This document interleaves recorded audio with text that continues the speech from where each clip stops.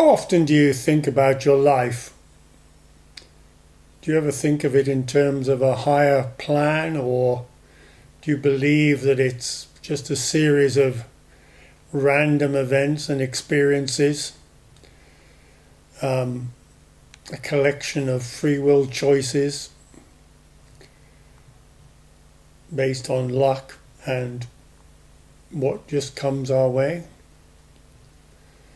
Or is there more meaning and purpose to this existence? It's the sort of question that I think most people ask themselves at some point or other in their lives.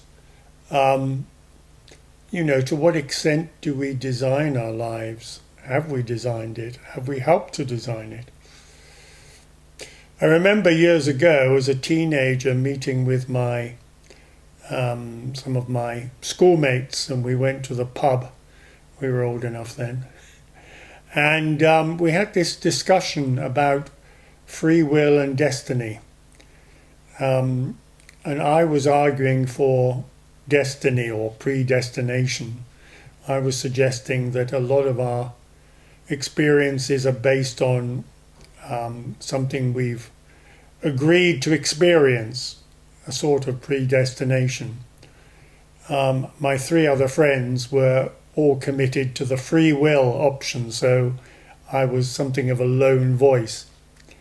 I always remember that discussion because I thought at the time, well, where did I get this idea of predestination from?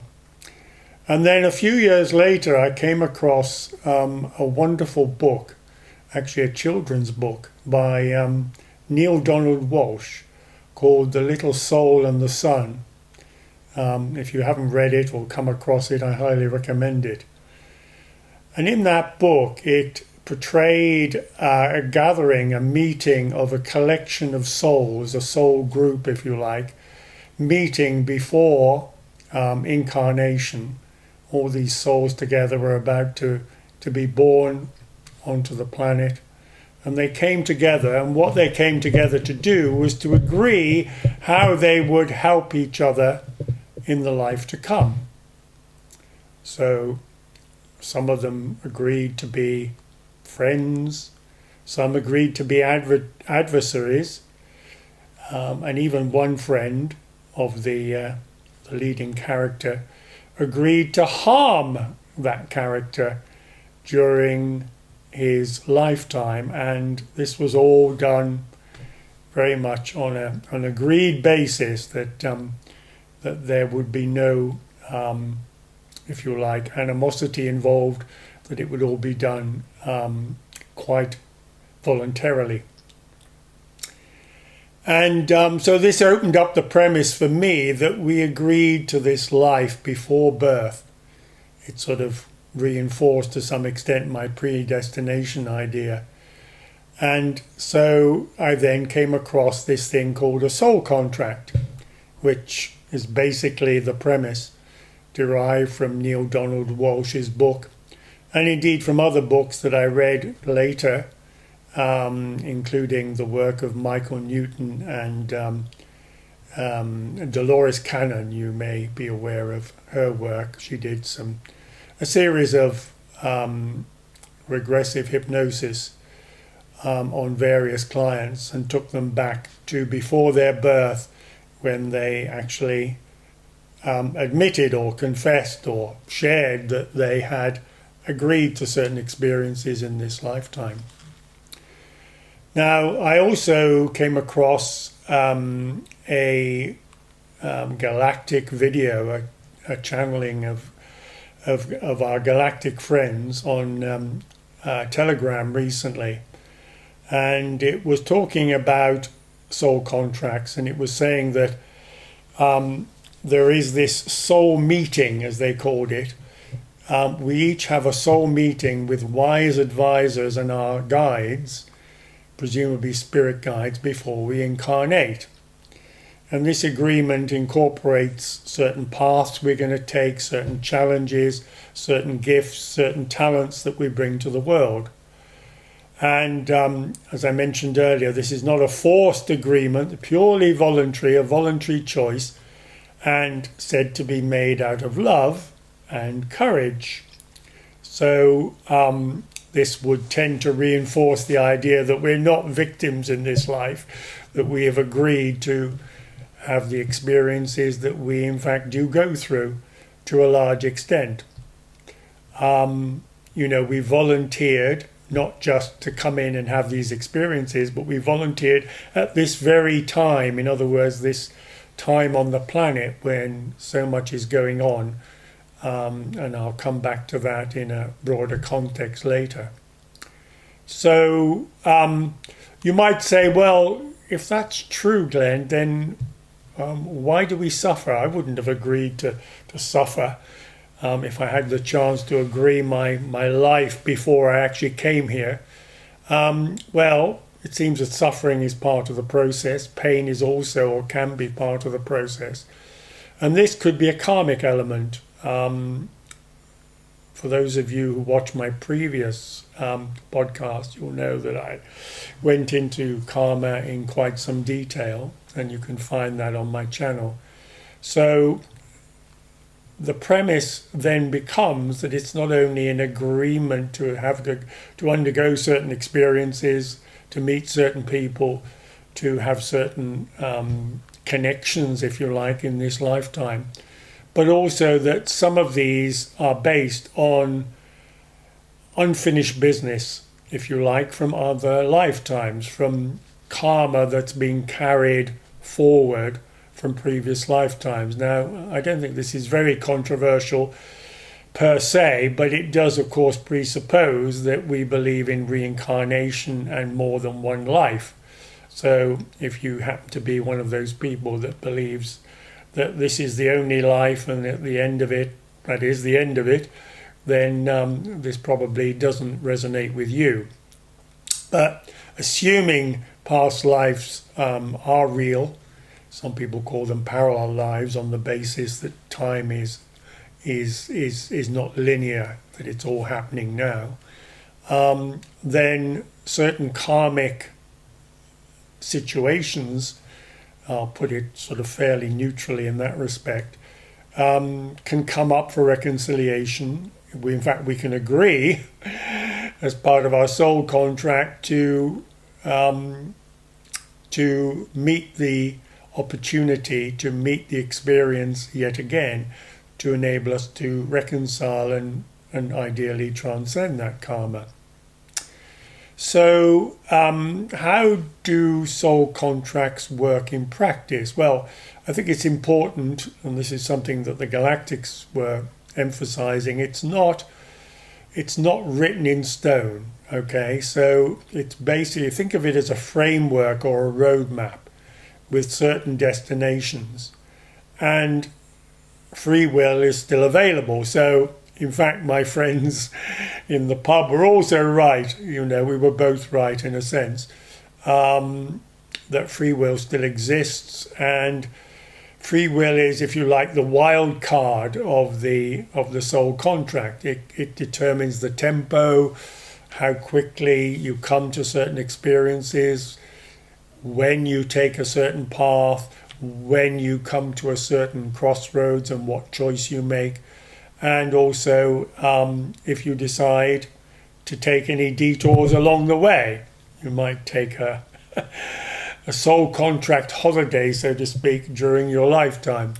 But the idea is that we've agreed in the soul contract to undergo certain experiences, to learn certain lessons, is another way of putting it, to have certain experiences to enable us to grow, to reconcile any unreconciled karma, and to use those opportunities to enable us to evolve spiritually, I believe.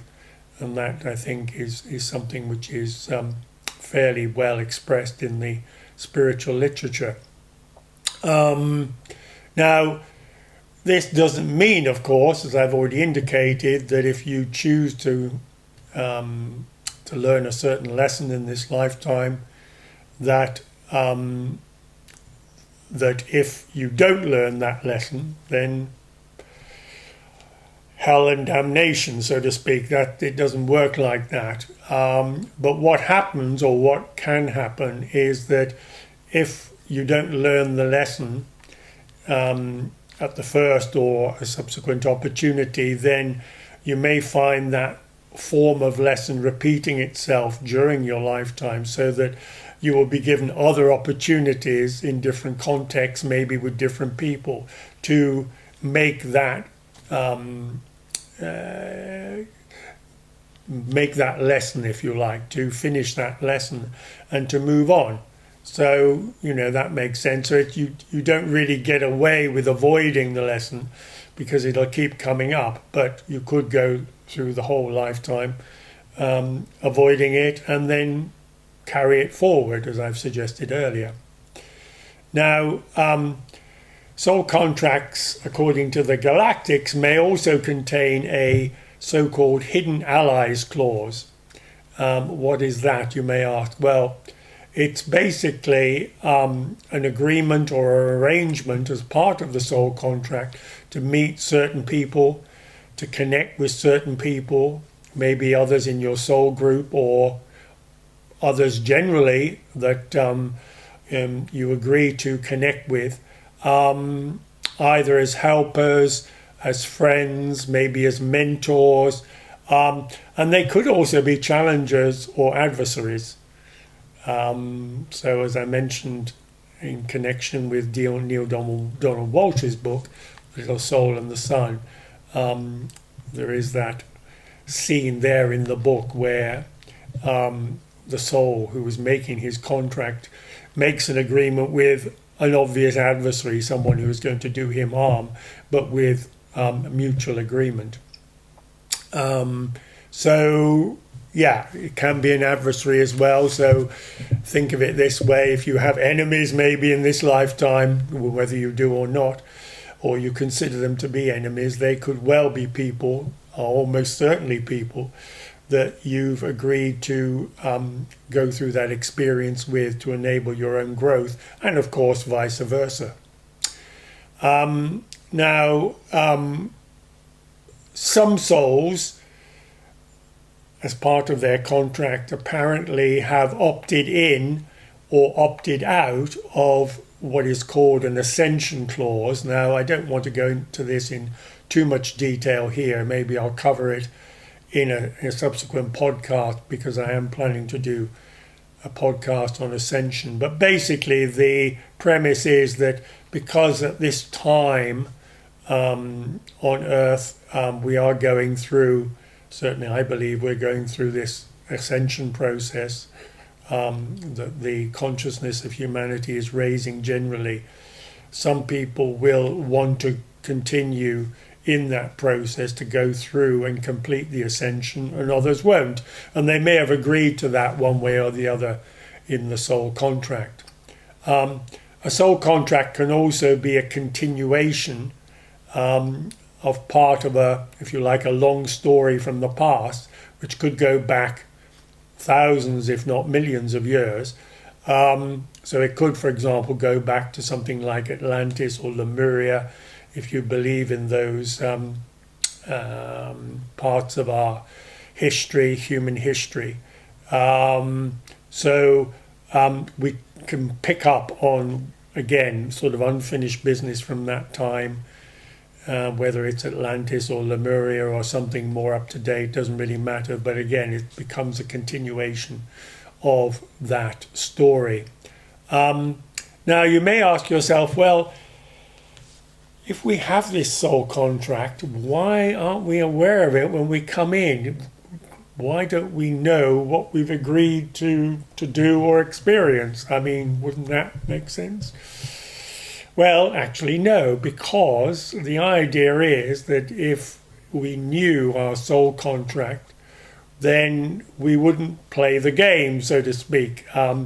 We wouldn't ensure, or we couldn't ensure, honest and authentic, if you like, participation.